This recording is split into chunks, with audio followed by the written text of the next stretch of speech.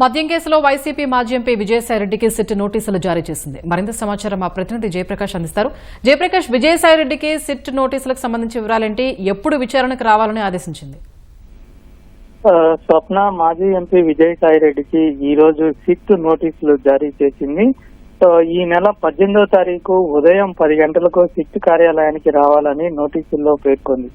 మద్యం కేసులో విచారణలో భాగంగానే దర్యాప్తులకు సహకరించాలని కోరుతూ సాక్షిగా 160 ఐపీసీ సిఆర్పిసి 160 సెక్షన్ ప్రకారంగా తాజాగా వచ్చినటువంటి నూతన బిఎన్ఎస్ఎస్ సెక్షన్ 179 ప్రకారంగా హాజరు కావాలని నోటీస్ లో పేర్కొంది. సాక్షిగా మాత్రమే ప్రస్తుతం ఈ కేసులో విచారణకు హాజరు కావాలని తెలిపింది. ప్రధానంగా చూసుకున్నట్లయితే గతంలో సిఐడి విచారణకు హాజరైనప్పుడు విజయసాయిరెడ్డిని మీడియా ప్రశ్నించిన నేపథ్యంలో ఆయన మద్యం కేసులో సూత్రధారి పాత్రధారి అంతా కసిరెడ్డి రాజశేఖర్ రెడ్డినని ఆయన బహిరంగంగానే మీడియా ముఖంగా తెలిపారు. దీంతో పాటు ఈ కేసుకి సంబంధించి మరింత సమాచారం కావాల్సి వచ్చినప్పుడు భవిష్యత్తులో తాను చెప్తానని చెప్పారు.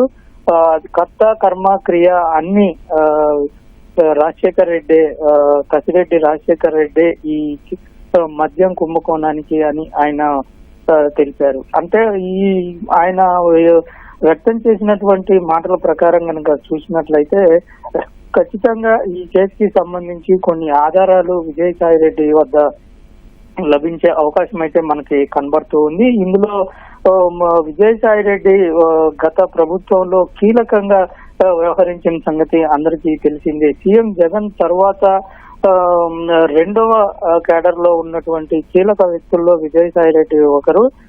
ఇందులో ఆయన ప్రతి పార్టీలో జరుగుతున్నటువంటి ప్రతి అంశం గురించి క్షుణ్ణంగా ఆయనకి తెలిసే అవకాశాలు ఉన్నాయి. ఈ నేపథ్యంలోనే ఆయన చేసినటువంటి వ్యాఖ్యలు కీలకంగా మనం చెప్పుకోవచ్చు. గతంలోనే రాజశేఖర్ రెడ్డికి సంబంధించి కొన్ని ఇందులో కీలకంగా వ్యవహరించారని చెప్పినప్పటికీ మాజీ నేత బహిరంగంగా ఈ విధంగా వ్యాఖ్యానించడం కొంత అప్పట్లోనే దుమారం లేపింది. ఇందులో ఈ విజయసాయిరెడ్డి కనుక రేపు పొద్దున ఈ 18వ తేదీ వచ్చి విచారణకు హాజరైతే కొన్ని కీలక ఆధారాలు, అదే విధంగా కీలకమైనటువంటి సమాచారం సిట్ అధికారులు సేకరించే అవకాశం ఎక్కువగా కనబడుతోంది.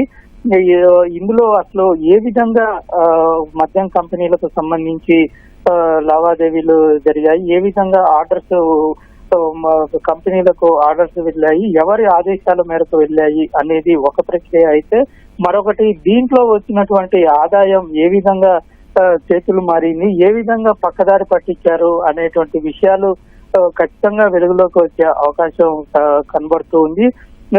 ఎందుకంటే ప్రభుత్వం గతంలో ప్రభుత్వమే ఈ మద్యం విక్రయాలు జరిపిన నేపథ్యంలో అప్పుడున్నటువంటి మాజీ ఎండి వాసుదేవరెడ్డి, ఏపీ బెవరేజెస్ ఎండి వాసుదేవరెడ్డి మొత్తం అంటే ప్రభుత్వంలో ఉన్నటువంటి అధికారులు కంపెనీలకి వాటాలు అంటే ఆర్డర్స్ ఇవ్వటము, అదే విధంగా వచ్చినటువంటి మద్యాన్ని మళ్ళీ ప్రభుత్వమే విక్రయించిన నేపథ్యంలో ఇదంతా ఒక చైన్ లింక్ గా తీసుకొని వచ్చి ఆదాయాన్ని బాటిల్ కు 125 నుంచి 250 ఆ మేరకు ఆదాయాన్ని వీళ్ళు పక్కదారి పట్టించారు అనేటువంటి ఆరోపణలు కూడా ఉన్న నేపథ్యంలో ఇప్పుడు ఉన్నటువంటి ఈ విజయసాయిరెడ్డికి ఇచ్చినటువంటి నోటీసులు రేపు జరగనున్నటువంటి విచారణ ఈ కేసులో చాలా కీలకంగా మారనుందని అయితే మనం ఖచ్చితంగా చెప్పుకోవచ్చు. స్వప్న,